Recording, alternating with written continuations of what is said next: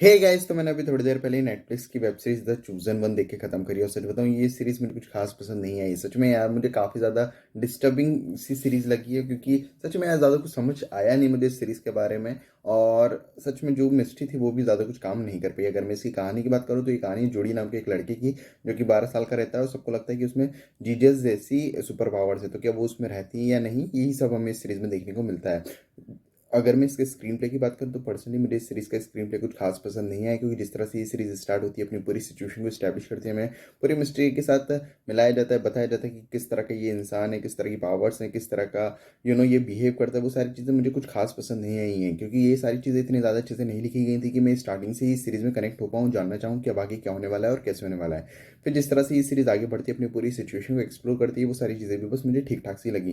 किसी भी पॉइंट पे मैं इस सीरीज़ में पूरी तरह से इन्वेस्ट नहीं था और नहीं जानना चाह रहा था कि अब आगे क्या होने वाला है और कैसे होने वाला है, क्योंकि जो इस सीरीज़ का बिल्डअप था बस वही किया गया है इस सीज़न में। इस सीरीज़ की जो मेजर स्टोरी है वो अभी तक एक्सप्लोर नहीं की गई है। जहाँ तक बात है कैरेक्टर डेवलपमेंट और कैरेक्टर्स के पीछे डायनामिक्स की, किसी भी कैरेक्टर में इतनी जान नहीं है कि मैं किसी भी कैरेक्टर के साथ कनेक्ट हो पाऊँ या फिर हम किसी भी कैरेक्टर के साथ कनेक्ट हो पाएँ। और जो कैरेक्टर्स के पीछे डायनामिक्स थे वो भी मुझे काफ़ी ज़्यादा क्लीशे लगे।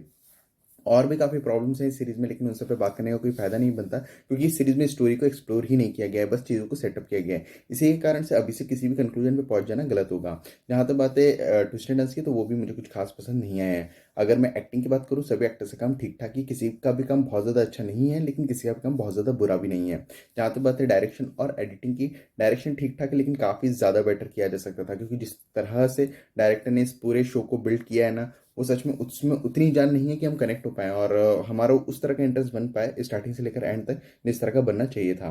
और जो एडिटिंग है वो तो काफ़ी ज़्यादा बेटर की जा सकती थी, क्योंकि ये सीरीज़ इतनी ज़्यादा स्लो है ना कि सच में मुझे तो इस सीरीज़ की लेंथ काफ़ी ज़्यादा फील हुई है। मैं देखते देखते कई पॉइंट्स पे बोर हो गया था, जो कि एडिटिंग में काफ़ी आराम से दुरुस्त की जा सकती थी। अगर मैं प्रोडक्शन क्वालिटी की बात करूँ तो ठीक ठाक ही है। तो ओवरऑल मुझे तो ये सीरीज़ कुछ खास पसंद नहीं आई है और मैं इस सीरीज़ को देखते वक्त काफ़ी बार बोर हुआ हूँ। इसी कारण से मैं तो इस सीरीज़ को रिकमेंड नहीं करूँगा, लेकिन फिर भी अगर आप लोगों ने ये सीरीज़ देख ली हो तो मुझे कमेंट्स में ज़रूर बताना कि आपको ये सीरीज़ कैसी लगी। बाकी मिलते हैं अगले वीडियो में, तब तक के लिए जय हिंद, जय भारत।